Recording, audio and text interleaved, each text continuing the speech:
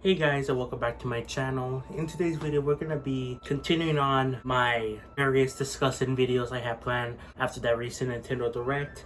This time, last thing you guys voted for actually, which was the Switch Is Not Underpowered video. The last discussing video I had in that poll that I did a few days ago got 0 votes. Wow, you guys don't want to hear about Princess Peach Showtime and how it actually looks amazing?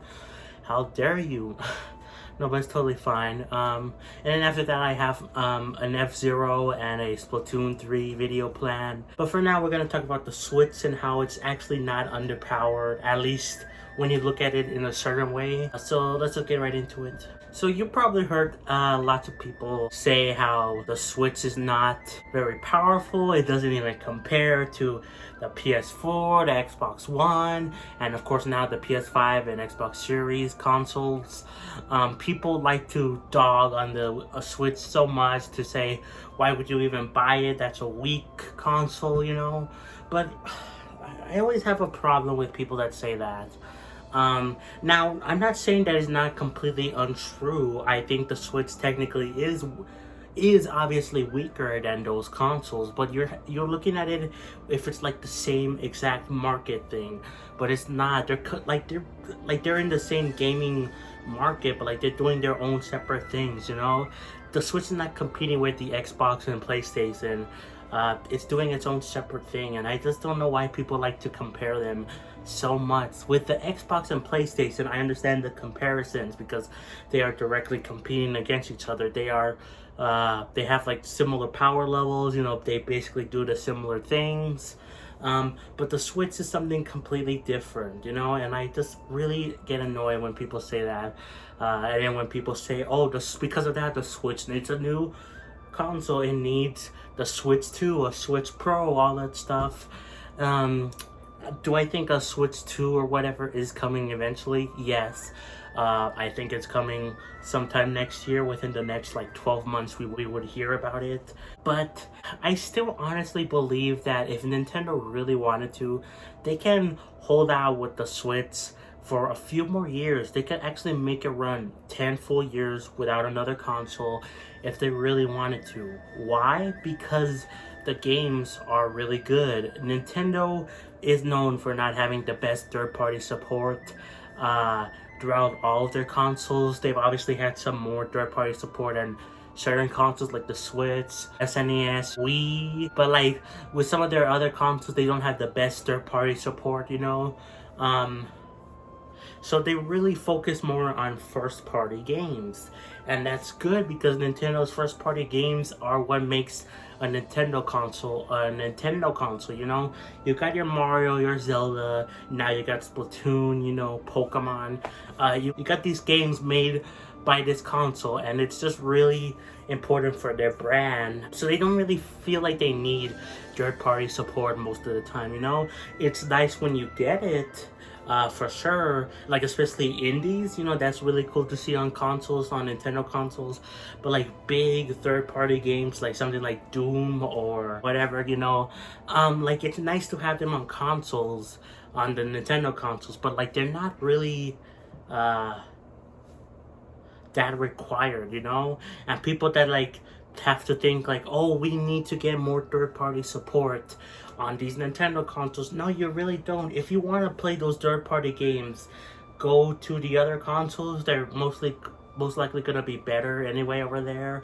You have the Nintendo consoles for the Nintendo games, you know, and Nintendo is really good at taking advantage of their own hardware. You see that with Xenoblade, the Xenoblade developers, Monolith Soft. Of course, Xenoblade, you know, it looks and runs beautifully, you know. I still think Xenoblade X is like one of the most beautiful games I've ever played, and that's on the Wii U. But they obviously took a hand in making Splatoon, Animal Crossing, especially Zelda, Breath of the Wild, and Tears of the Kingdom look beautiful. Like, those developers and other Nintendo developers are good at making their games look amazing, you know? Mario Strikers, I don't like the game, but I like how the art style, how the cutscenes look, all that stuff. It looks amazing. Luigi's Mansion 3 is another one that looks gorgeous, you know? Nintendo's internal developers are good at making the games look good, so I don't really see the point in third-party games, and so I don't really see why people think that it's underpowered. Like, yes, it is, again, underpowered when you compare it to like other games, like, again, third-party games. Those are the main ones that people are like, oh, this game doesn't run as good as the PS5 version or PS4 version, but that's not what you're getting a Switch for. That's not what you're getting a Nintendo console for. Also, keep in mind that the Switch came out in 2017, but the hardware was like made in like 2015, you know.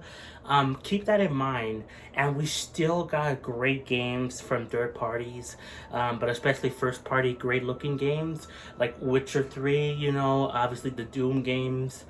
We got like lots of good looking third party games on 2015 hardware, and like you have to consider that yes, it's not as powerful as like those other consoles, but it's still really powerful when you look at it as a handheld, you know?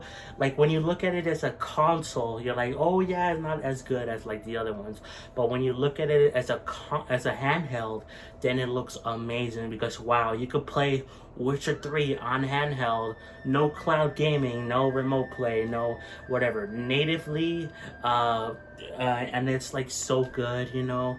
So I don't know why people keep forgetting about that. Now obviously we got things more like the Steam Deck and mobile phones are starting to get more powerful, with like Apple, they're gonna start putting Death Stranding and Resident Evil 4 on there, but that's barely happening. I don't even know when the new Apple phone is gonna come out. I think maybe next year or later this year, I don't know, but that's barely happening, and the Switch is like about to be 7 years old. So think about that. For like a while, the Switch was like the main option to get good third-party games and fantastic first-party games on handheld, on the go, for cheap, non-expensive hardware, you know, only $300, you know, which is not a lot compared to the other consoles. The only one that compares is the Xbox Series S. Again, only recently came out a few years after the Switch, you know. The Switch was the first one to really do that. So I really just don't understand why people are like, oh, the Switch needs a new successor, it's not as good, not as powerful.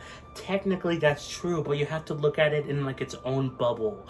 Like, see how, yes, it's not as good as the other consoles, but it's not trying to be.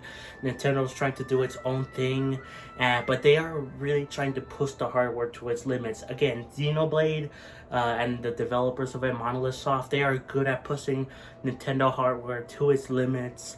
Again, Xenoblade X, you know, the original Xenoblade on Wii came out late in the Wii's lifespan, and that pushed the hardware to its limits. They are good at that, you know. So I don't really think the Switch is underpowered in my opinion, at least when you look at it in that way, you know. Of course there's gonna be people that disagree with me. They're gonna say like, oh, we should get the most third-party games we can, but I don't really think that's needed, you know. I don't think, if you want to get third-party games, go on another console, you know. Xbox is really good at that because they barely have any exclusives, you know, and the exclusives they do have are either on PC or on Switch actually. So you could get like an Xbox or PlayStation for their exclusives and third parties, you know.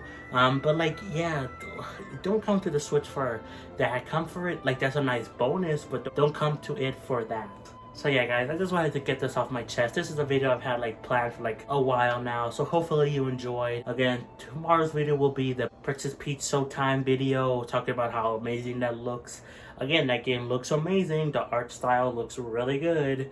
Nintendo is good at making good looking games on their consoles. So yeah, and then I got a Splatoon video and an F-Zero video coming after that. So yeah, look forward to that. But otherwise guys, that's it. Like, subscribe, play some Xenoblade, and I'll catch you guys next time for more. Peace.